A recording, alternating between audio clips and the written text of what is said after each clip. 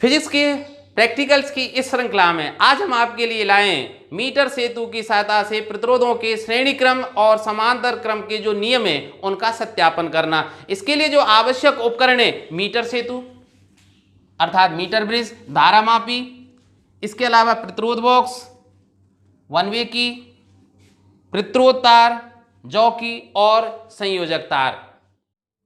अब हम इसके परपथ चित्र अर्थात सर्किट डायग्राम की बात करते हैं। तो आप जैसा जानते हैं कि मीटर सेतु व्हीट स्टोन सेतु का प्रायोगिक रूप है और इसी सिद्धांत पर यह कार्य करता है। अब जैसे देखिए इस चित्र में आप देख रहे हैं यह व्हीट स्टोन सेतु का एक रूप आपको दिखाया गया है। इसमें आप देखिए ए बी सी डी 4 बिंदु हैं। इन 4 बिंदुओं के मध्य 4 प्रतिरोध पी क्यू आर और एस को इस तरह से संयोजित किया गया। देखिए ए और बी के मध्य पी प्रतिरोध है, बी और सी भुजा के मध्य क्यू प्रतिरोध है, इसी तरह ए डी भुजा में जो प्रतिरोध है वो आर है और डी सी भुजा में जो प्रतिरोध है वो एस प्रतिरोध है। अब इनको इस तरह से संयोजित किया जाता है कि कुंजी K1 और K2। अब मैं आपको बता दूं यहां जो बैटरी जोड़ी गई है वो बिंदु A और C के मध्य जोड़ी गई है। जैसा आप देख रहे हैं बिंदु A और C के मध्य एक बैटरी B को जोड़ दिया गया है एक कुंजी K1 के साथ। इसके अलावा बिंदु B और D के मध्य एक गैल्वेनोमीटर को कुंजी K2 के साथ जोड़ा गया है। अब हम क्या करते हैं कि कुंजी K1 और K2 को दबाते हैं।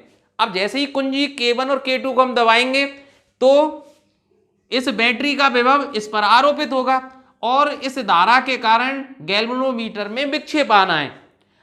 अब गैल्वेनोमीटर में विक्षेप आ रहा है। अब हमें क्या करना है कि प्रतिरोध P, Q, R और S को इस प्रकार से संबंधित करना होता है कि इस धारा मापी में विक्षेप शून्य आए। अर्थात ये धारा मापी की क्या कहलाती है? संतुलन अवस्था कहलाती है। और आप सोचिए उस संतुलन अवस्था में बिंदु B और D का विभव बराबर होता है। मैं इसकी चर्चा बस इसके बाद ही करूंगा क्योंकि इस समय केवल मैं चर्चा किसकी कर रहा हूं? परपथ चित्र की। जैसे ही मैं इसका सिद्धांत आपको बताऊंगा विस्तार से उस समय इसकी हम चर्चा करेंगे। तो वापस हम आ जाते हैं। जैसा मैंने बताया था व्हीट स्टोन सेतु का प्रायोगिक रूप क्या है? मीटर सेतु। तो अब देखिए भाई मीटर सेतु में बैटरी कहां जोड़ी जाएगी? जहां व्हीट स्टोन सेतु में जुड़ी हुई है। तो देखिए व्हीट स्टोन सेतु में कहां जुड़ी हुई है बैटरी? बिंदु A और C के मध्य। तो देखिए ये मीटर सेतु बताया गया है। आपको जो चित्र दिखाई दे रहा है मीटर सेतु को ना आपको मैं दिखाऊंगा, अभी प्रयोग भी हम कराएंगे। संक्षेप में यहां मैं बता देता हूं कि मीटर सेतु में एक लकड़ी के बॉक्स पर, ये लकड़ी के बॉक्स पर क्या होता है? 2 एल टाइप की पत्तियां लगी होती हैं जो प्राय तांबे की बनी होती हैं। तांबे की पत्तियां इस तरह से यहाँ 90 डिग्री का कोण बनाती हुई झुकी होती हैं और जो एल की आकृति बनाती है। बीच में एक ए टाइप की पत्ती अर्थात स्ट्रेट पत्ती है। ये किसकी पत्तियां हैं भाई? तांबे की पत्तियां हैं। और ये तीनों पत्तियां कहाँ लगी हुई होती हैं? एक लकड़ी के बॉक्स पर लगी होती हैं। इसके अलावा आप देखिए यहाँ 1 मीटर लंबा तार लगा हुआ होता है जो प्राय यूरेका, मैंगनीज या कॉन्स्टेंटन मिश्र धातु का बना होता है। और ध्यान रखिए जो ये तार लगा होता है ना 1 मीटर लंबा, इसका अनुप्रस्थ काट हर जगह बराबर होना चाहिए। अब देखिए इसके सहारे जो ये तार है ना 1 मीटर, इसके सहारे 1 मीटर स्केल भी लगा होता है जो शून्य विक्षेप अर्थात संतुलन बिंदु की लंबाई ज्ञात करने के उपयोग में आता है। अब देखिए जो ये तार है ना 1 मीटर लंबा है और यहां से तो 1 मीटर शब्द उठाया है तो मीटर तो यहां से हुआ। अब ये किस सिद्धांत पर कार्य करता है? मीटर ब्रिज किस सिद्धांत पर कार्य करता है? व्हीट स्टोन ब्रिज सिद्धांत पर। इसलिए ब्रिज उठाया व्हीट स्टोन सेतु से। ठीक है, तो मीटर ब्रिज। अब आपसे कोई पूछेगा तो बता तो देंगे ना कि मीटर ब्रिज का नाम मीटर ब्रिज क्यों है, मीटर सेतु क्यों है? मीटर तो एक लंबे मीटर तार के कारण और सेतु व्हीट स्टोन सेतु के कारण। सेतु अर्थात ब्रिज। अब देखिए भाई जो 1 मीटर लंबा तार है उस तार के प्रारंभिक बिंदु को ए बिंदु मानते हैं और अंतिम बिंदु को सी बिंदु मानते हैं। तो देखिए व्हीट स्टोन सेतु में बैटरी जोड़ी गई है ए और सी बिंदुओं के बीच। तो देखिए बैटरी यहां भी ए और सी बिंदुओं के मध्य ही जोड़ी जाएगी। तो देखिए एक तार में यहां से निकाल लेता हूं और ये देखिए ये प्लस बैटरी का, ये माइनस बैटरी का, और इसके साथ एक कुंजी में के लगा देता हूं भाई, और ये दूसरा तार। ठीक है, तो ये मैंने बैटरी को संयोजित कर दिया, ये बैटरी बी हो गई। इस तरह से ये धारा इसमें जाएगी भाई, और अभी बताऊंगा मैं। अब देखिए गैल्वेनोमीटर को कहां जोड़ा जाएगा भाई। देखिए गैल्वेनोमीटर जोड़ा हुआ है बी और डी। तो देखिए जो ए टाइप की पत्ती है ना, इसमें यहां एक पेच लगा हुआ होता है तार लगाने के लिए, तो इसको मानते हैं हम बिंदु डी। ठीक है, तो एक तार यहां से निकालेंगे हम, और देखिए ये मीटर सेतु के तार से टच ना हो, इसलिए इसको दिखाने के लिए ऐसे दिखाते हैं। इसको ध्यान से समझ लें भाई। यहाँ एक गैल्वेनोमीटर हम लगाएंगे, और गैल्वेनोमीटर का जो दूसरा बिंदु है अर्थात दूसरा जो पॉइंट है उससे तार लगाकर एक जॉकी उससे लगा देंगे, और जॉकी का काम क्या होता है कि हम मीटर सेतु के तार पर जगह जगह स्पर्श कराकर उसको देखते हैं, और वह बिंदु ज्ञात करते हैं जहां ये शून्य विक्षेप दे, और जहां शून्य विक्षेप की स्थिति आती है उसको बी बिंदु माना जाता है। कौन सा? बी बिंदु माना जाता है। और अभी मैं बताऊंगा कि इसमें अब आप कहेंगे sir P Q R S कहां है, अभी बता रहा हूं। तो देखिए यहां जो आर है वो क्या होता है, ज्ञात प्रतिरोध होता है। ठीक है, और ज्ञात प्रतिरोध लगाने के लिए अब किसका प्रयोग करेंगे, रेजिस्टेंस बॉक्स का, क्योंकि रेजिस्टेंस बॉक्स ऐसी एक प्रायोगिक युक्ति होती है जिसके द्वारा हम वांछित प्रतिरोध परपथ में लगा सकते हैं। आप जैसा आपने देखा है कि जैसे 2 ओम का प्रतिरोध लगाना है तो 2 ओम की डॉट निकाल दीजिए, 3 का निकालना है तो 2 और 1 की डॉट को निकाल दीजिए। तो प्रतिरोध को कहां जोड़ेंगे हम, पहले देखिए ए और डी के मध्य आर जोड़ा हुआ है ज्ञात प्रतिरोध। तो देखिए ए ये है और डी ये, तो इन दो बिंदुओं के बीच अर्थात जो गैप बना हुआ है, देखिए ध्यान रखिए इस मीटर सेतु पर 2 गैप बने हुए हैं, गैप G1 बोल देता हूं और इसको G2, अर्थात पहला गैप और दूसरा गैप। ये गैप क्या है, 2 पत्तियों के बीच का स्थान है, रिक्त स्थान है भाई। नीचे लकड़ी लगी हुई है, ऊपर ये 3 पत्तियां लगी हुई है तांबे की, तो जो गैप बचा है वो अर्थात बचा हुआ स्थान गैप है। तो इस पहले गैप में हम जोड़ते हैं रेजिस्टेंस बॉक्स को RB। ठीक है, और रेजिस्टेंस बॉक्स से क्या लगाते हैं, ज्ञात प्रतिरोध, जिसको किससे व्यक्त करेंगे भाई हम, R से। तो R का काम हुआ भाई।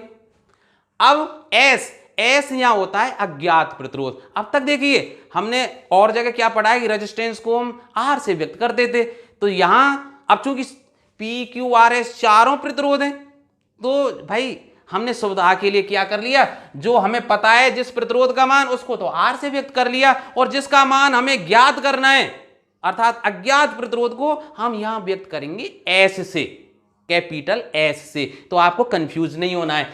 तो जिस प्रतिरोध का मान हमें ज्ञात करना है उसको जोड़ेंगे यहां। ठीक है भाई, तो ये क्या जोड़ दिया मैंने, S।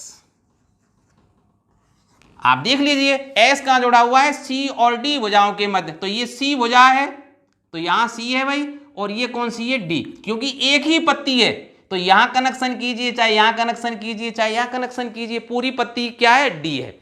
अब आप कहेंगे सर P और Q कहां है, तो देखिए इस जगह पर क्या आया था, हमारा संतुलन बिंदु। तो A से लेके B तक का जो तार है, किसका, मीटर सेतु का, तो A से लेकर B तक का जो तार है, अब क्योंकि इस तार का प्रतिरोध होगा तो AB तार का जो प्रतिरोध होगा वो किसके बराबर होगा भाई, P से व्यक्त किया जाएगा। वैसे भी देख लीजिए AB, ठीक है, P।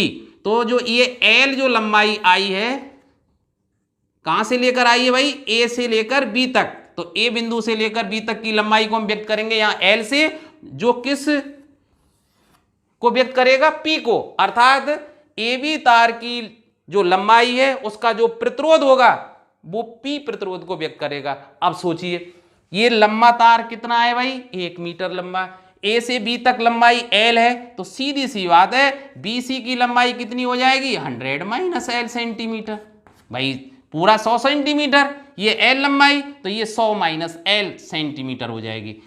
तो BC अर्थात जो 100 माइनस L लंबाई का तार बचा हुआ है मीटर सेतु का, इसका प्रतिरोध क्या कहलाएगा, Q।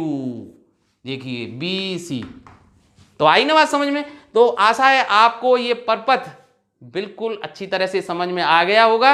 अब हम इसके सिद्धांत की चर्चा करते हैं। तो देखिए, अब मैं इसी बोर्ड पर आपको थोड़ा विस्तार से, फिजिक्स पढ़ने का मजा तभी है जब आपको पूरा ज्ञान हो, जो भी आप प्रयोग कर रहे हैं उसके उपकरणों के बारे में विस्तार से जानकारी आपको होनी चाहिए। मैं आपको बता दूं, अगर आपको मीटर सेतु, प्रतिरोध बॉक्स, धारा मापी, इन सब के बारे में विस्तार से जानना है तो आप मेरा एक 6 साल पहले का जो वीडियो है कि मीटर सेतु की सहायता से किसी अज्ञात प्रतिरोध का मान ज्ञात करना और उसकी प्रतिरोधकता ज्ञात करना, उसका जो भाग 1 है उसमें मैंने विस्तार से उसको समझाया है कि कैसे मीटर सेतु कार्य करता है, किस सिद्धांत पर ये बना हुआ होता है, और इसी तरह रेजिस्टेंस बॉक्स में कैसे प्रतिरोध आपस में जुड़े हुए होते हैं, है ना, और किस सिद्धांत पर कार्य करता है। विस्तार से आप वहां से आप एक बार वीडियोस को जरूर देख लेना और विस्तार से उसको जान लेना। अब मैं इसके सिद्धांत की चर्चा करता हूं। तो देखिए, मैंने जैसा बताया था कि PQRS को ऐसे संयोजित किया जाता है कि कुंजी K1 और K2 को दबाया जाए तो धारा मापी में विक्षेप कैसा है, शून्य है। अब एक बात सोचिए, धारा इसमें प्रवाहित हो रही है, अब ध्यान से समझना, और धारा मापी में विक्षेप आ रहा है शून्य। धारा मापी में विक्षेप आने का, शून्य आने का मतलब क्या हुआ भाई कि बिंदु B और बिंदु D का विभव समान है। अब आप कहें सर विभव समान है, अरे विभव ही तो वो बल होता है जो इलेक्ट्रॉनों को, धारा को पुश करता है, आगे की ओर बढ़ाता है।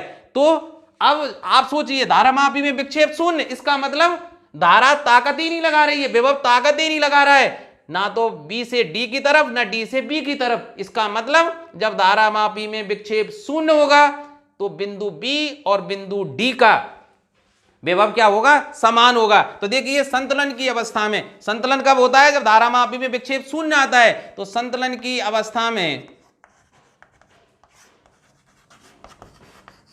संतुलन की अवस्था में BB बराबर BD होगा। समझ में आई ना, BB बराबर BD, इसका मतलब potential at B point will be equal to potential at D point. विभव B बिंदु का और विभव D बिंदु का बराबर होगा। अब एक बात सोचिए, अब थोड़ी सी गणित में लगा देता हूं, अगर मैं इसमें माइनस का गुणा कर दूं तो कोई समस्या है, नहीं समस्या है। अब मैं क्या करता हूं, दोनों तरफ BA जोड़ देता हूं। तो देखिए, तो ये क्या हो जाएगा भाई, BA माइनस BB बराबर BA माइनस BD। समझना इस बात को, मैंने क्या किया, BB बराबर BD लिखा, दोनों तरफ माइनस का गुणा किया, फिर दोनों तरफ BA को जोड़ दिया। अब इसको देखना भाई ध्यान से, BA माइनस BB क्या है, BA माइनस BB, इसका मतलब बिंदु A का विभव और बिंदु B के विभवों का अंतर, अर्थात potential difference between point A and point B।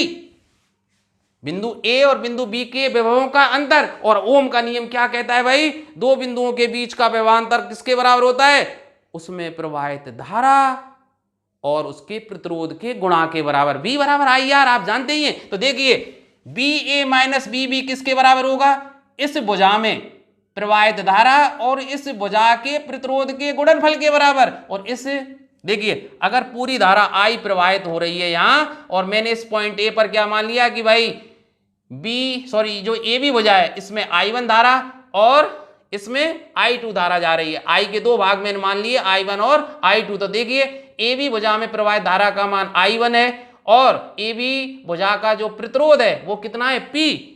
तो BA माइनस BB किसके बराबर होगा भाई, I1P के बराबर BA माइनस BD। सोच के बताइए, BA माइनस BD क्या होगा भाई, potential difference between point A and point D, that is equal to I2R। ये ओम का नियम है भाई, मैं नहीं कह रहा हूं, I2R। और ये समीकरण एक आ गया भाई समझ में। अब सुनिए, पुनः उसी पॉइंट पर आ जाइए, मैं उसी चीज को फिर ले लेता हूं कि भाई संतुलन की अवस्था में क्या था, संतुलन की अवस्था में क्या था, BB बराबर BD था। तो मैं दोनों तरफ से क्या घटा देता हूं, BC घटा देता हूं, घटा सकते हैं ना। तो मैंने क्या लिख दूं इसको भाई, BB माइनस BC बराबर BD माइनस BC, दोनों तरफ BC को घटा दिया। अब देखना भाई BB minus BC, BB minus BC अर्थात potential difference between point B and point C, और that is equal to I1Q। अब आप कहेंगे सर I1 तो ए बी भुजा में प्रवाहित हो रही थी। अरे भाई ए बी भुजा और बी सी भुजा दोनों श्रेणी क्रम में, और हम जानते हैं श्रेणी क्रम में जब दो संयोजक तार संयोजित होते हैं तो दोनों में प्रवाहित धारा का मान समान होता है। तो देखिए ए बी और B C are connected in series, so I1 धारा प्रवाहित होगी बी सी में, तो बीबी माइनस बी सी किसके बराबर होगा भाई? I1Q। देख लीजिए बराबर B D minus B C, वही B D minus B C अर्थात I2S। ये तो समझ में आ गया भाई, I2S ये समीकरण 2। अब समीकरण 1 में 2 का भाग दे दे तो क्या आ जाएगा भाई? I1P बटे I1Q बराबर I2R बटे I2S। देखिए I1 से I1 कैंसिल, I2 से I2 कैंसिल, जगह की थोड़ी सी शॉर्टेज है इसलिए मैं यहीं लिख देता हूं कि P बटे Q बराबर R बटे S। ये बहुत महत्वपूर्ण चीज है भाई समीकरण 3, क्योंकि समीकरण 3 ही व्हीटस्टोन सेतु का सिद्धांत कहलाता है। अर्थात संतुलन की अवस्था में किसका अनुपात? P और Q भुजाओं का जो प्रतिरोध है उसका रेशो किसके बराबर होता है? R और S भुजा में लगे हुए प्रतिरोधों के अनुपात के बराबर होता है। हमारा उद्देश्य क्या है भाई? अज्ञात प्रतिरोध S का मान ज्ञात करना। तो मैं यहां से S का मान अर्थात अज्ञात प्रतिरोध S का मान मैं ज्ञात कर सकता हूं। कैसे ज्ञात कर सकता हूं? QR बटे P, ठीक है भाई, Q upon P into R, समीकरण 4। अब आप कहेंगे सर ये तो व्हीटस्टोन सेतु का सिद्धांत हुआ, मीटर सेतु की सहायता से यहां पी क्यू का मान कैसे अरे भाई निकाल दीजिए ना। मैं क्या मान लेता हूं? मीटर सेतु के जो तार था उसकी इकाई लंबाई का प्रतिरोध मान लेता हूं X। देखिए क्योंकि मुझे Q का मान चाहिए भाई, S तो अज्ञात है। अब थोड़ा सा दोबारा ध्यान से सुन लीजिए, S अर्थात अज्ञात जो प्रतिरोध मैंने लगाया है D और C के मध्य, उसका तो मुझे मान निकालना है, प्रतिरोध का मान। R मुझे पता है 1 ओम 2 ओम 3 ओम, जो मैं रेजिस्टेंस बॉक्स से लगाऊंगा पता किसकी नहीं है? Q और P की। तो Q और P को कैसे निकालें? निकाल लीजिए ना, ठीक है। P क्या है? AB तार का जो प्रतिरोध है। अब मैं मान लेता हूं भाई, माना जो मीटर सेतु में जो तार लगा हुआ है, मीटर सेतु के तार की इकाई लंबाई का प्रतिरोध, इकाई लंबाई का प्रतिरोध X ओम प्रति सेंटीमीटर है, ठीक है भाई। इकाई लंबाई कह दें या कैसे भी कह दीजिए। अब सोचिए भाई ए बी तार की लंबाई अर्थात P क्या है भाई? अब मैं यहां लिख देता हूं थोड़ा आपको। तो देखिए P क्या चीज है? P बराबर क्या है? ए बी तार का प्रतिरोध, ए बी तार का प्रतिरोध। अब देखिए ए बी तार की लंबाई कितनी है? L, और इकाई लंबाई का प्रतिरोध क्या है? X। सोचिए 1 सेंटीमीटर तार का प्रतिरोध X है और L का क्या होगा? LX। तो P बराबर क्या हो जाएगा? LX। इसी तरह भाई देखिए Q बराबर क्या है? BC तार का प्रतिरोध, BC तार का प्रतिरोध, ठीक है। और BC तार की लंबाई क्या है भाई? 100 माइनस L। तो 100 माइनस L सेंटीमीटर तार का प्रतिरोध कितना हो जाएगा? 100 माइनस L इंटू X। इन दोनों मानों को कहां रख दीजिए? समीकरण 4 में। तो रखिए ना भाई, तो S बराबर क्या हो जाएगा? देखिए Q का मतलब 100 माइनस L इंटू X बटे देखिए P का मतलब LX, ठीक है, और इंटू R। अब कुछ कट रहा है ना, कट गया भाई, X से X कैंसिल आउट हो गया। तो देखिए S बराबर क्या हो जाएगा? 100 माइनस L बटे L इंटू R, और ये हमारा वर्किंग फॉर्मूला होगा समीकरण 5। अर्थात जिस सूत्र का प्रयोग हम करेंगे वो ये होगा। अब आप कहेंगे सर इतना टाइम कहाँ मिलता है प्रैक्टिकल जब हम करेंगे? अरे नोटबुक में ही आपको पूरा लिखना है, लेकिन जब परीक्षा आप देने जाओगे, प्रैक्टिकल की आपकी जब परीक्षा होगी, आपको कई चीजें नहीं लिखनी होती हैं। आपको सीधे सीधे शुरुआत कहां से करनी पड़ती है? Circuit diagram. आप सीधे सीधे सर्किट डायग्राम बनाइए, दोनों चित्र बना देंगे। उसके पश्चात आप क्या लिखेंगे? सिद्धांत और सूत्र। उसमें डायरेक्ट क्या लिखेंगे? कैसे लिखेंगे डायरेक्ट? अभी मैं लिख के बताता हूं, थोड़ा सा बोर्ड साफ कर लेता हूं। ये केवल समझाने के लिए मैंने बताया है। आपको डायरेक्ट परीक्षा के समय अपनी उत्तर पुस्तिका में जो लिखना है, अब मैं उसको बताता हूं। तो देखिए, आपको 3 चीज लिखनी है। Number 1, resistance of unknown wire,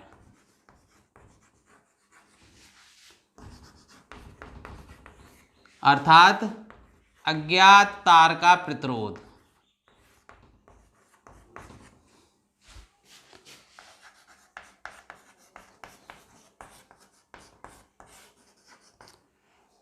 जिसको हम व्यक्त कर रहे हैं एस से, और वो सूत्र क्या है भाई? 100 minus L upon L into R. और ये किस में आएगा भाई? इन ओम। हम जानते हैं मात्रक अर्थात यूनिट ऑफ रेजिस्टेंस ओम। ठीक है भाई।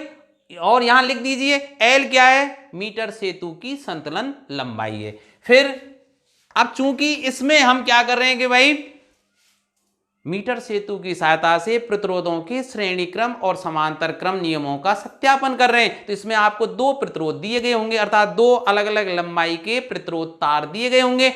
पहले एक का हम मीटर सेतु की सहायता से प्रतिरोध निकालेंगे, जिसको S1 नाम देंगे। फिर उसको हटाकर दूसरे तार को लगाएंगे मीटर सेतु के दाएं गैप में, और फिर उसका प्रतिरोध ज्ञात करेंगे, उसको S2 नाम देंगे। अब उनको फिर मैं एक बार श्रेणी क्रम में संयोजित करूंगा, और फिर श्रेणी क्रम में उन दोनों का प्रतिरोध ज्ञात करूंगा। वो उन दोनों के योग के बराबर आना चाहिए। इससे किसका सत्यापन हो जाएगा भाई? श्रेणी क्रम नियम का। उसके पश्चात मैं इन दोनों प्रतिरोधों को समांतर क्रम में सत्यापन वो मतलब जोड़ूंगा, और उसके पश्चात फिर रीडिंगों के द्वारा, मीटर सेतु की जो रीडिंगों के द्वारा उसका मैं प्रतिरोध निकालूंगा और उसकी तुलना करूंगा क्या ये दोनों बराबर आ रहे हैं। तो देखिए कि when two resistance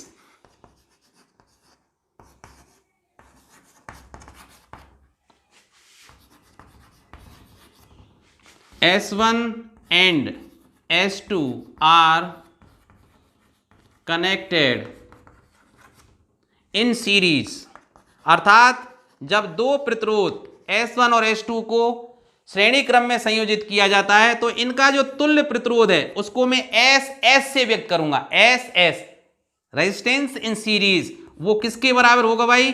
S1 plus S2। और ये भी किस में होगा? इन ओम, ओम में होगा। इसके अलावा थर्ड सूत्र भी आपको लिखना है कि व्हेन टू रेजिस्टेंसेस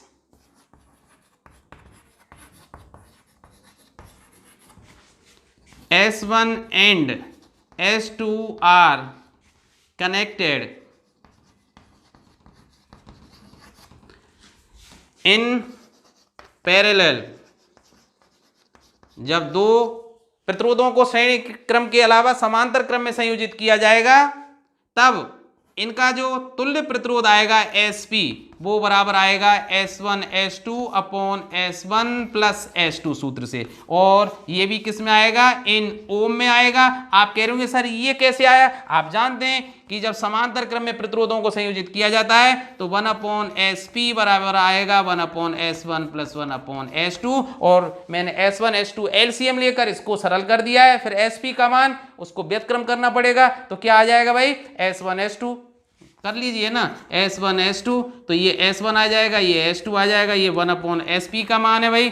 और जब SP का मान निकालेंगे तो ये उल्टा हो जाएगा, S1 S2 upon S1 S2। ठीक है, तो इन सूत्रों को आप लिखकर अपनी नोटबुक में, क्योंकि आप जानते हैं कि ये 1 नंबर का रहता है, ठीक है, इसका वेटेज सूत्र और सिद्धांत कितना होता है? 1 नंबर। तो आप पूरा डिटेल में नहीं लिखेंगे, केवल इतना आप लिखेंगे।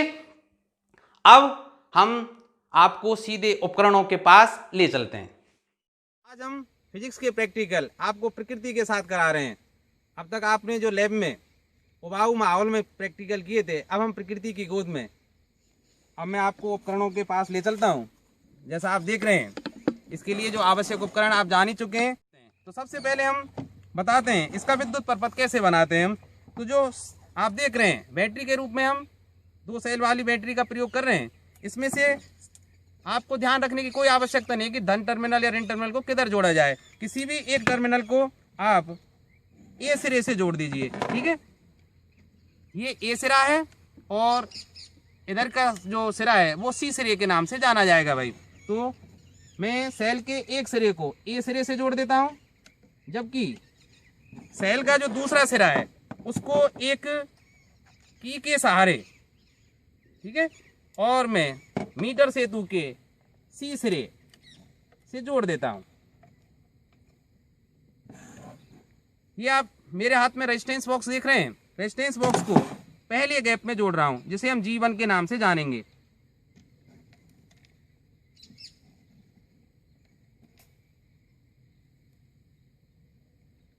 अब अज्ञात प्रतिरोध, आप कहेंगे कि ये तो एक स्केल है। हाँ, ये स्केल है, पर स्केल के पीछे आप अगर देखें ध्यान से तो एक वायर लगा हुआ है, ठीक है। और दोनों सिरों पर मैंने वायर लगा रखे हैं, जिससे मीटर सेतु के द्वितीय गैप में इसको जोड़ा जा सके। तो द्वितीय गैप में मैं अज्ञात प्रतिरोध को जोड़ रहा हूं। अब धारामापी, आप देख रहे हैं धारामापी मेरे हाथ में, ठीक है। तो धारामापी का एक सिरा डी बिंदु से, ठीक है, ये डी बिंदु है। अब आप कहेंगे कि बी बिंदु कहाँ है। तो देखिए, धारामापी का दूसरा सिरा मैंने एक जॉकी से जोड़ रखा है, ठीक है। इसका उपयोग हम क्या करते हैं, मीटर सेतु की जो 1 मीटर लंबा तार है इस पर संतुलन बिंदु ज्ञात करने के लिए करते हैं। और जहां संतुलन बिंदु प्राप्त होगा वह बिंदु बी होगा। तो देखिए ए बी सी और ये बिंदु होगा डी, ठीक है। अब सबसे पहले हम क्या करते हैं कि जो की है आप देख रहे हैं, इसमें डॉट लगाइए या प्लग लगाइए, जिससे परपथ में धारा प्रवाहित होने लग जाए। और अब हम देखते हैं कि हमने जो परपथ तैयार किया है वो सही है या गलत है। इसकी जांच के लिए आप देखिए कि मैं जॉकी का जो सिरा है इसको पहले ए सिरे से स्पर्श कराता हूं, और मीटर सेतु है, सॉरी, इसमें हाँ जो धारामापी है इसमें विक्षेप देखिए। तो देखिए विक्षेप जैसा आपने अभी देखा आपके स्क्रीन के, ठीक है, इधर की साइड है। और अब देखिए बी सिरे से लगाने पर विक्षेप विपरीत दिशा में आ रहा है सी सिरे से लगाने पर, ठीक है। तो ए सिरे से लगाने पर विक्षेप एक साइड को, अब सी सिरे से अगर मीटर सेतु के में लगाऊं तो धारामापी विक्षेप द्वितीय या दूसरी साइड में आ रहा है।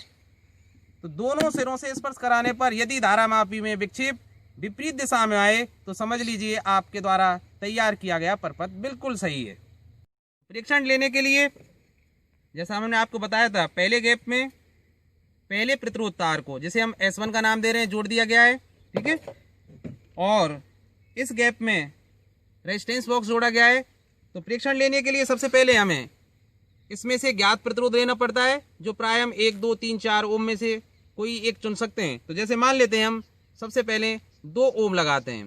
तो अब आप पूछेंगे साहब बढ़िया कौन सा रहेगा या सुविधाजनक कौन सा रहेगा। तो ध्यान रखें कि इसकी जो संभावित प्रतिरोध है इस तार का उसके लगभग बराबर होना चाहिए।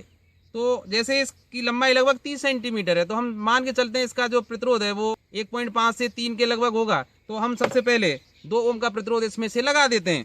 अब 2 ओम का प्रतिरोध लगाने के बाद हम मीटर सेतु पर संतुलन लंबाई ज्ञात करते हैं। तो देखिए ये गैल्वेनोमीटर है। अब जॉकी को हम मीटर सेतु के वायर पर स्पर्श करा के देखते हैं कि कहाँ शून्य विक्षेप की स्थिति आती है। देखिए की में लगाना भूल गया था, इसलिए कोई विक्षेप नहीं आ रहा था। अब मैंने की लगा दी है सेल वाली। तो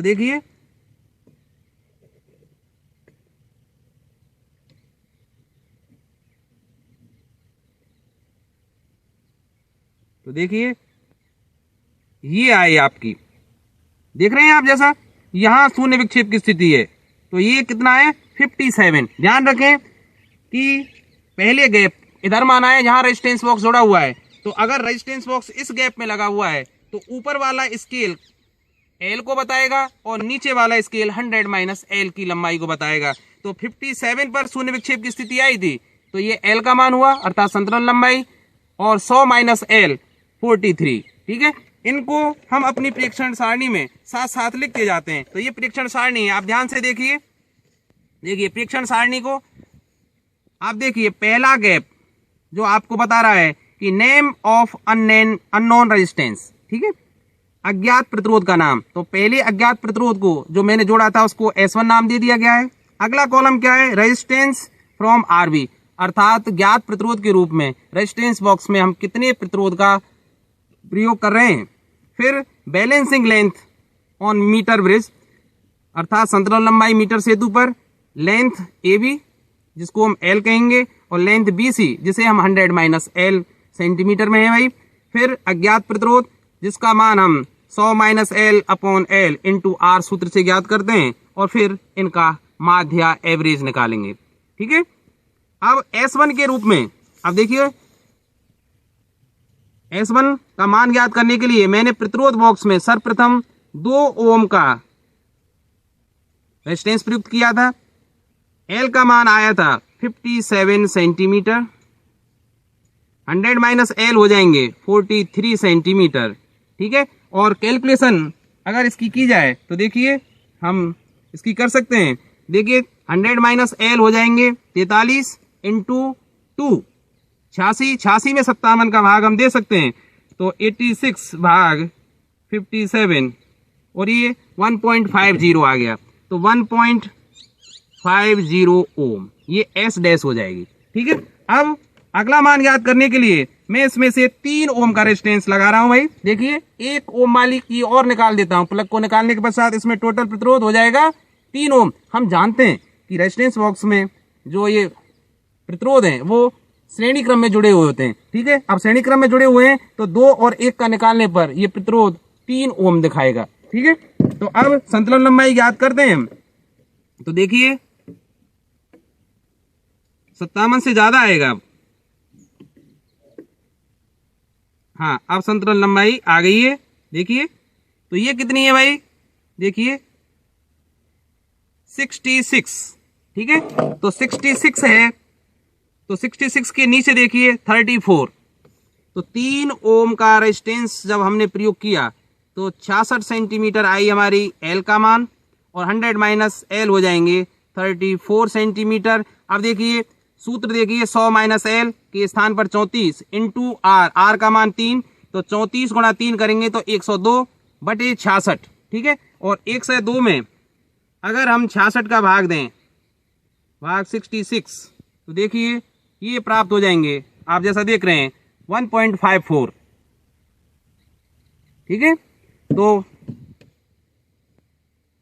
अब इनका माध्य निकालने के लिए हम 1.50 और 1.54 इनको जोड़ के 2 का भाग देंगे, S डैश और S1 डबल डैश को जोड़िए और बटे 2 कीजिए, तो आप जैसा देख रहे हैं 1.50 और 1.54 में 4 का डिफरेंस है, 4 का आधा कर दीजिए 2, तो न्यून संख्या जो है हमारी 1.50, इसमें 2 जोड़ दीजिए तो ये आ जाएगा 1.52 ओम।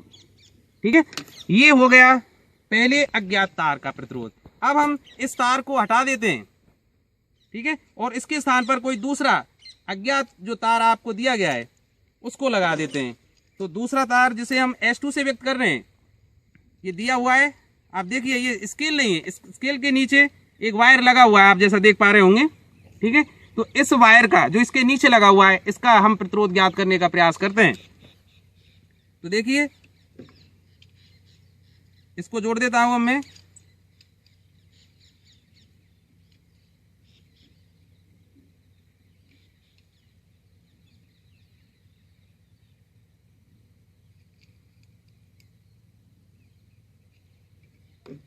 कनेक्शन लूज नहीं होने चाहिए।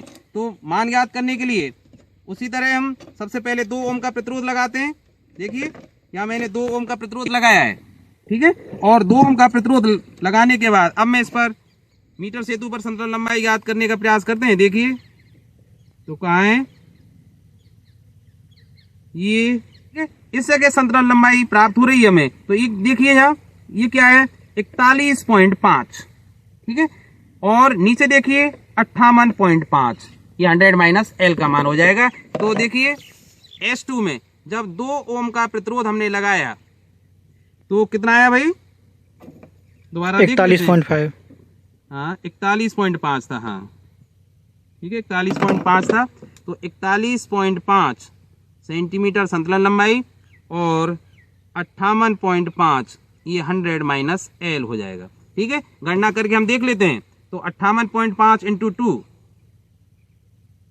तो देखिए 58.5 इंटू 2 और इसमें भाग देते हैं हम 41.5 का, तो 2.81 ओम, ठीक है। अब इसमें 3 ओम का प्रतिरोध लगा देता हूं, लंबाई ज्ञात करते हैं। और देखिए अब कितना आता है, यहाँ आ गई है संतुलन लंबाई। देखिए ये कितनी है 51.5 और 48.5। तो 3 ओम पर 51.5 सेंटीमीटर और 48.5 सेंटीमीटर। अब गणना करने के लिए 48.5 पर देखिए तो 48.5 इंटू 3, ठीक है। और इसमें भाग देना पड़ेगा हमें 51.5, 2.82, तो ये 2.82 ओम आ गया। देखिए दोनों ही लगभग बराबर हैं, इसलिए हम 2.81 या 2.82 ही लिख सकते हैं, ठीक है। आगे इसमें देखिए अगर इसको पूरा देखें हम तो 2.825 था, तो इसको हम 83 लिख सकते हैं और इसका माध्य आ जाएगा 2.82 ओम। अब चूंकि हम इस प्रयोग में श्रेणी क्रम प्रतिरोधों के श्रेणी क्रम और समांतर क्रम नियमों का सत्यापन कर रहे हैं, तो हम जानते हैं कि जब 2 या 2 से अधिक प्रतिरोधों को श्रेणी क्रम में जोड़ते हैं तो उनका तुल्य प्रतिरोध उनके योग के बराबर होना चाहिए। तो अब देखिए S1 1.52 और S2 कितना है 2.82, तो इन दोनों के योग के बराबर अब इस मीटर ब्रिज की सहायता से भी प्रतिरोध आना चाहिए। तो अब हम इन दोनों प्रतिरोधों को हम श्रेणी क्रम में जोड़ते हैं, ठीक है। श्रेणी क्रम के बारे में आप लोग जानते ही हैं कि पहला जो प्रतिरोध था, ठीक है, तो पहला प्रतिरोध ये S1 था, दूसरा ये S2 है। तो पहले प्रतिरोध के प्रारंभिक सिरे को, तो देखिए पहले प्रतिरोध का मैं प्रारंभिक सिरा जोड़ देता हूं यहां, ठीक है। ये पहले प्रतिरोध का अंतिम सिरा हुआ और ये दूसरे प्रतिरोध का प्रारंभिक सिरा हुआ। तो इन दोनों को अगर एक साथ जोड़ दिया जाए, आप चाहें तो इस तरह से जोड़ सकते हैं, ठीक है। चाहे तो इन दोनों के बीच कोई वायर लगा सकते हैं या कोई अगर आपके पास केबल हो तो उसको भी हम प्रयोग कर सकते हैं। मेरे पास केबल है तो मैं इस केबल का प्रयोग करता हूं। देखिए यहां वायर में लगा देता हूं 1 और ये 2, ये दोनों अब श्रेणी क्रम में संयोजित हो गए क्योंकि पहले का अंतिम सिरा और दूसरे प्रतिरोध का प्रारंभिक सिरा मैंने एक साथ जोड़ दिए। तो अब ये दोनों प्रतिरोध श्रेणी क्रम में होंगे। उसी तरह मान ज्ञात करने के लिए हम रेजिस्टेंस बॉक्स में पहले 2 ओम का प्रतिरोध लगाते हैं। अब ये श्रेणी क्रम में जुड़े हुए हैं, ठीक है। अब हम इन दोनों का तुल्य प्रतिरोध इस मीटर सेतु की सहायता से ज्ञात कर रहे हैं, ठीक है। इनका मान ज्ञात करने के लिए उसी तरह मैं रेजिस्टेंस बॉक्स में सबसे पहले 2 ओम का प्रतिरोध लगा रहा हूं, ठीक है। और देखते हैं इसमें संतुलन लंबाई कितनी प्राप्त हो रही है। तो देखिए हाँ, अब संतुलन लंबाई प्राप्त हो गई है। मैं पीछे खड़ा हूं इसलिए थोड़ा अगर आपको संतुलन लंबाई इधर उधर लगे तो इस पर ध्यान ना दें। तो देखिए कितना है, ये 31.2, आप ध्यान दीजिए यहाँ 31.2 ये और 68.8 हो जाएगी। तो देखिए SS अर्थात जब रेजिस्टेंस सीरीज में है, इसलिए मैं इसको किससे व्यक्त कर रहा हूं SS से, रेजिस्टेंस इन सीरीज। तो 2 ओम का प्रतिरोध जब मैंने लगाया, ठीक है, तो संतुलन लंबाई कहाँ आई थी 31.2, 31.2 सेंटीमीटर पर, ठीक है। तो लेंथ BC अर्थात 100 माइनस L हो जाएगी 68.8 68.8 सेंटीमीटर, ठीक। ठीक है, कैलकुलेशन चाहे तो आप साथ साथ कर सकते हैं, तो देखिए, चलो बाद में कर लेंगे। और अब मैं 3 ओम का प्रतिरोध इसमें लगा रहा हूं, ठीक है, 2 ओम और 1 ओम दोनों की निकली हुई है, इसलिए 3 ओम का प्रतिरोध इसमें लगा हुआ है। तो देखिए संतुलन लंबाई फिर कहां आती है, अब देखिए ये संतुलन लंबाई प्राप्त हो गई, तो ये प्राप्त हुई है, देखिए, हाँ 40 पर, कितनी प्राप्त हुई है, 40 सेंटीमीटर प्राप्त हुई है।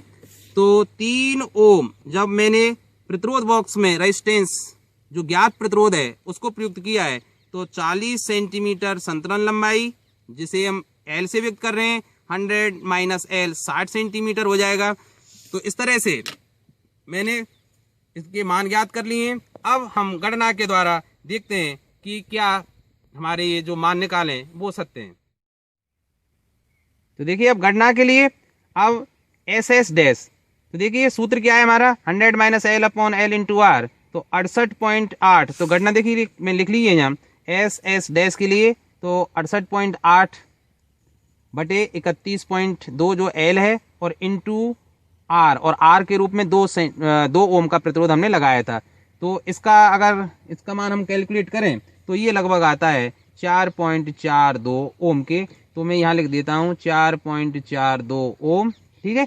और इसकी गणना करें तो देखिए 60 इंटू 3 अपॉन 40, और ये चूंकि 1.5 के लगभग हो जाएगा, तो 1.5 इंटू 3, तो ये 4.50 ओम, ठीक है। और इन दोनों का माध्य निकाल के हम एस एस ज्ञात कर सकते हैं। तो 4.42 प्लस 4.5 बटे 2। अब आप वैसे देख लीजिए कि 0.42 और 0.50 में 8 का डिफरेंस है, 0.08 का, इनका अगर आधा करें तो 0.04 होगा, तो इसमें जोड़ दीजिए कम वाले में, तो 4.46 ओम हो जाएगा, ठीक है। ये 4.50 ओम, 4.46 ओम। तो हमने जो दोनों प्रतिरोधों को श्रेणी क्रम में जोड़ा था, उनको जोड़ने के बाद उनका जो तुल्य प्रतिरोध इस मीटर ब्रिज की सहायता से आया है वो 4.46 ओम है। अब आना कितना चाहिए था, तो देखिए अब हम देख सकते हैं कि सैद्धांतिक मान कितना होना चाहिए था,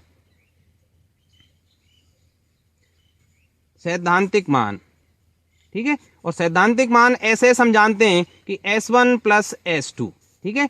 तो S1 का मान कितना था, देखिए 1.52 ओम, प्लस S2 का मान कितना था, 2.82 ओम। अब इन दोनों को अगर हम जोड़ें तो ये हो जाता है 4.34 ओम, ठीक है। ये आया 4.46 ओम। देखिए प्रयोग से कितना प्राप्त हुआ, 4.46। आना कितना चाहिए था सिद्धांत के हिसाब से, 4.34। तो त्रुटि जो रही, एरर, वो कितनी हो जाएगी, 4.46 माइनस 4.34 बराबर 0.12 ओम। अब प्रतिरोधों का समांतर क्रम नियम का सत्यापन करने के लिए हमने जो S1 और S2 के मान ज्ञात किए थे, उन दोनों प्रतिरोधों को हम समांतर क्रम में जोड़ते हैं। समांतर क्रम संयोजन के बारे में आप जानते हैं कि दोनों प्रतिरोधों के प्रारंभिक सिरे एक साथ जुड़े होने चाहिए और दोनों प्रतिरोधों के अंतिम सिरे भी एक साथ जुड़े होने चाहिए। तो देखिए जैसे आपका ये प्रतिरोध S1 था, जिसका मान हमने पहले ज्ञात किया था मीटर ब्रिज की सहायता से, ये S2 था, ठीक है। अब इन दोनों को हमें समांतर क्रम में संयोजित करना है। तो समांतर क्रम में संयोजित करने के लिए दोनों के प्रारंभिक सिरे, अब देखिए दोनों के प्रारंभिक सिरे ये हुए, इनको एक साथ जोड़ देते हैं और इन दोनों अंतिम सिरों को भी एक साथ जोड़ दिया जाता है, ठीक है। तो इनको जोड़ने के लिए या तो आप वायर लगा दीजिए इन दोनों के बीच में, या हम यहाँ ये पैच कोड मेरे पास रखी हुई है, इनका प्रयोग कर रहे हैं, तो ठीक है।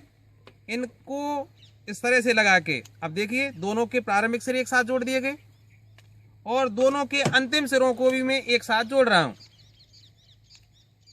अब दोनों के अंतिम सिरे और प्रारंभिक सिरे एक साथ जोड़ दिए गए और प्रारंभिक सिरे से एक तार, जैसा आप देख रहे हैं, देखिए प्रारंभिक सिरे से एक तार मीटर ब्रिज से जुड़ा हुआ है, अंतिम सिरे से भी एक तार मीटर ब्रिज से जुड़ा हुआ है, ठीक है। अब इनका मान ज्ञात करने के लिए अब मैं मीटर सेतु से पुनः उसी प्रक्रिया को दोहराते हैं। हम 1 ओम का प्रतिरोध लगाते हैं या 2 ओम का, जो भी आप लगाना चाहें, तो 1 ओम का प्रतिरोध मैं इसमें लगा देता हूं और ध्यान रखें ये सभी नोब टाइट होनी चाहिए, नहीं तो अगर लूज रह गई तो प्रतिरोध का मान बढ़ने के कारण आपकी जो रीडिंग है वो त्रुटि युक्त आ सकती है। ठीक है, तो अब मैं ये हमारी जौकी है, ठीक है, और इसको देखते हैं संतुलन लंबाई कहाँ थी ये, तो देखिए, हाँ, अरे ये संतुलन लंबाई प्राप्त हो गई है। ठीक है, तो 1 ओम का जब मैंने प्रतिरोध प्रयुक्त किया है तो ये आया है कितनी भाई, 52.5। ठीक है, और 47.5 हो जाएगी 100 माइनस एल। तो इन मानों को मैं साथ साथ लिखते भी जाता हूं। तो देखिए कि एसपी अर्थात जब दोनों रेजिस्टेंस पैरेलल अर्थात समांतर क्रम या पार्श्व क्रम में है, तो 1 ओम का जब मैंने प्रतिरोध लगाया तो प्राप्त हुई थी तो 52.5 सेंटीमीटर और 47.5 100 माइनस एल का मान हो जाएगा। और इसको मैं अगर साथ साथ ज्ञात करता चलूं तो देखिए, तो 47.5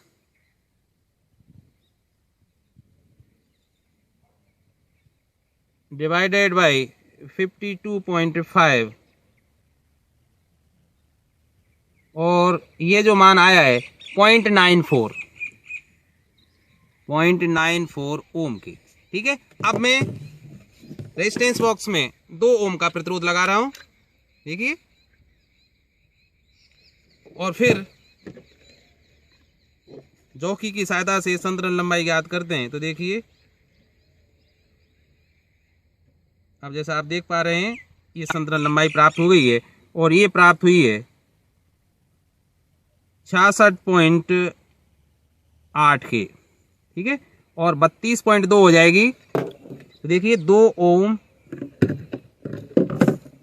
ओम जब मैंने रेजिस्टेंस प्रयुक्त किया है तो 66.8, ठीक है, और 66.8 यहाँ थी तो 33.2 सेंटीमीटर। ठीक है, तो देखिए 30.2 में गुणा 2 का करेंगे तो 66.4 आ जाएंगे। तो 66.4 डिवाइडेड बाई 66.8 और ये हो जाएगा 0.99। ठीक है, 0.99 हो गया। अब 0.99 ओम और 0.94 का अगर हम माध्य निकालें तो दोनों को जोड़ के 2 का भाग दे देते हैं। तो देखिए इनमें 5 है और ये लगभग हो जाएगा 5 का आधा 2.5, तो ये हो जाएगा, इन दोनों का माध्य ज्ञात करने के लिए 0.96, हाँ 96 या 0.97 के लगभग हो जाएगा।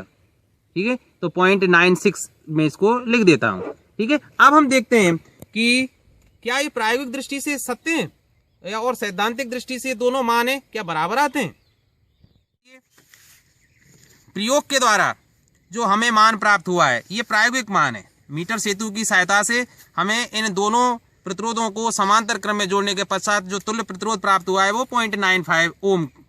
अब सैद्धांतिक मान कितना आना चाहिए था, तो हम जानते हैं कि जब 2 प्रतिरोधों को हम समांतर क्रम में जोड़ते हैं तो उनका सैद्धांतिक मान कितना होता है कि 1/SP अर्थात इनके तुल्य प्रतिरोध का व्युत्क्रम जोड़े गए प्रतिरोधों के व्युत्क्रमों के योग के बराबर होता है। तो देखिए 1/SP बराबर 1/S1 अर्थात S1 का मान कितना था 1.52 प्लस S2 का मान कितना था 2.82। तो देखिए अब मैं सरल कर लेता हूं, तो 1/SP बराबर आ जाएगा और 1.0, ये 1.01। ठीक है, अब SP बराबर क्या होगा 1/, क्योंकि इसका व्युत्क्रम करना पड़ेगा 1.01, तो ये हो जाएगा, तो 100 को भाग दे देते हैं 101 से,